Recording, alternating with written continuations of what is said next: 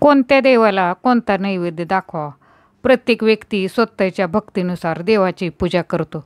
उपासना हा देवाप्रती आदर आणि प्रेम दाखवण्याचा एक मार्ग आहे. यामुळे घरात सकारात्मक ऊर्जा तर राहतेच, शिवाय व्यक्ती आणि त्याच्या कुटुंबाला देवाचा आशीर्वादही मिळतो. त्याचप्रमाणे पूजेदरम्यान देवाला नैवेद्य अर्पण करणे ही देखील एक महत्त्वाची प्रक्रिया आहे. याला आपण विधी देखील म्हणू शकतो. प्रत्येक देवाला काही विशिष्ट मिष्टान्न प्रिय आहे. या मिष्टान्नाचा नैवेद्य दाखवल्यास साधकाची मनोकामना लवकर पूर्ण होते. भगवान शंकराला हा नैवेद्य दाखवा. भगवान शंकरांचा आवडता महिना मानला जाणारा पवित्र महिना श्रावण सुरू आहे.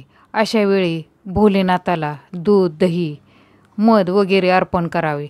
यामुळे ते लवकर प्रसन्न होतात आणि त्याच्या भक्तांच्या सर्व इच्छा पूर्ण करतात. महादेवाला पांढऱ्या रंगाच्या मिष्टान्नाचा नैवेद्य दाखवावा. दुर्गा देवीला हा नैवेद्य दाखवा. माता दुर्गाला नैवेद्य म्हणून हलवा आणि हरभरा अर्पण केल्याने माणसाच्या सर्व इच्छा पूर्ण होतात. याशिवाय मालपोहा, पुरणपोळी, खीर हे पदार्थही देवीला अधिक प्रिय आहेत. म्हणूनच हे पदार्थ माता दुर्गेला अर्पण करावेत. मित्रमैत्रिणींनो, व्हिडिओ पूर्ण पहा. व्हिडिओतील माहिती आवडल्यास व्हिडिओला लाईक, शेअर आणि सबस्क्राईब जरूर करा. गणपतीला हा नैवेद्य दाखवा. भगवान गणेश हे सनातन धर्मातील प्रथम पूजनीय देवता मानले जाते. मोदक आणि लाडू हे गणपतीचे आवडते खाद्य मानले जाते. अशा वेळी त्यांना मोदक, बेसन लाडू किंवा मोतीचूर लाडूचा नैवेद्य दाखवा. या वस्तू अर्पण केल्याने श्री गणेश प्रसन्न होतात आणि जीवनातील अडथळे दूर करतात. बजरंग बलीला हा नैवेद्य दाखवावा. हनुमानजींना बुंदी खूप आवडते. अशा स्थितीत मंगळवारी हनुमानजींना बुंदी अर्पण करणे खूप शुभ मानले जाते, कारण मंगळवार हा हनुमानजींचा समर्पित आहे.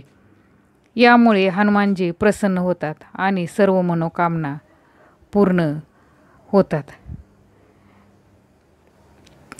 लक्ष्मीला हा नैवेद्य दाखवा. मित्रमैत्रिणींनो, व्हिडिओ आवडल्यास कमेंटमध्ये श्री स्वामी समर्थ लिहायला विसरू नका. देवी लक्ष्मीला गुळाचा हलवा अर्पण करणे खूप शुभ मानले जाते.